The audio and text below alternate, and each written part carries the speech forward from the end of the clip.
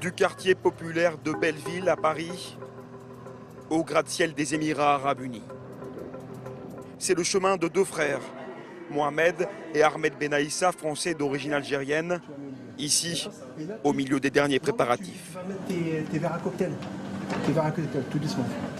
Aujourd'hui, c'est la consécration, l'ouverture de leur 4e boulangerie qu'ils installent dans le bâtiment flambant neuf de l'Alliance française d'Abu Dhabi.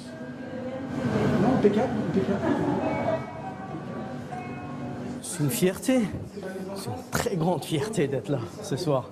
Un succès qu'ils auraient voulu connaître en France. Mais au pays, personne n'a cru en eux. Les banques rejettent leur dossier. Non, je pense qu'en France, il y a un système, donc c'est la politique des banques. Peut-être il y a la peur de prendre le risque. Et et je dirais quelque part, c'est le destin, quoi. Si ça n'a pas marché là-bas, voilà, aujourd'hui, ça marche ici. Vous ne les entendrez pourtant pas parler négativement de la France, ou encore moins évoquer une quelconque discrimination. Le rêve, il est tombé à l'eau. Mais ce rêve-là, on l'a pris avec nous, en valise, et on est venu aux Émirats. Ce soir, l'échec n'est plus qu'un mauvais souvenir. Pour l'inauguration de l'Alliance française, le ministre émirien de la Culture et l'ambassadeur de France à gauche ont fait le déplacement et vont goûter aux spécialités des deux frères.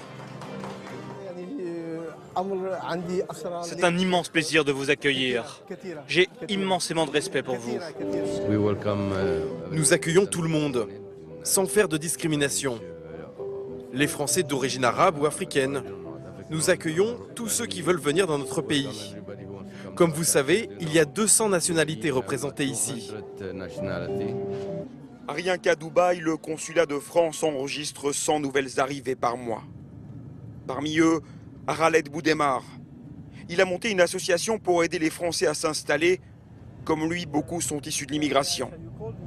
Certains, malgré leur diplôme, ne trouvaient pas en France d'emploi à la hauteur de leurs espérances. Ici, leur double culture est un atout.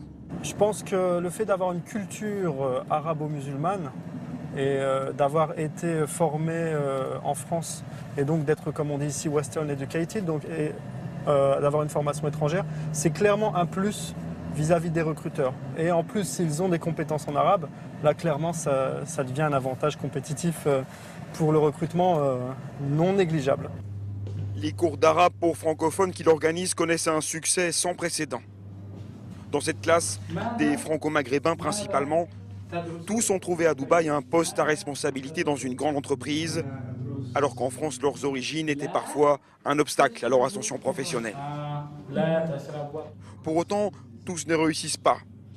Khaled Boudemar l'explique, aux Émirats aussi, les places peuvent s'avérer très chères. Ceux qui ont beaucoup plus de difficultés, on va dire que c'est les gens qui en France font des petits boulots ou des boulots peut-être moins qualifiés et en venant chercher du travail ici, rencontrent énormément de difficultés parce que ces postes-là sont pris déjà par les Asiatiques. La France serait donc en train de se couper d'une partie de sa jeunesse éduquée, venue chercher ici tout ce que la République ne lui offre pas. Une décision qui ne serait toutefois pas irrévocable. La plupart d'entre eux disent vouloir un jour à nouveau tenter leur chance en France.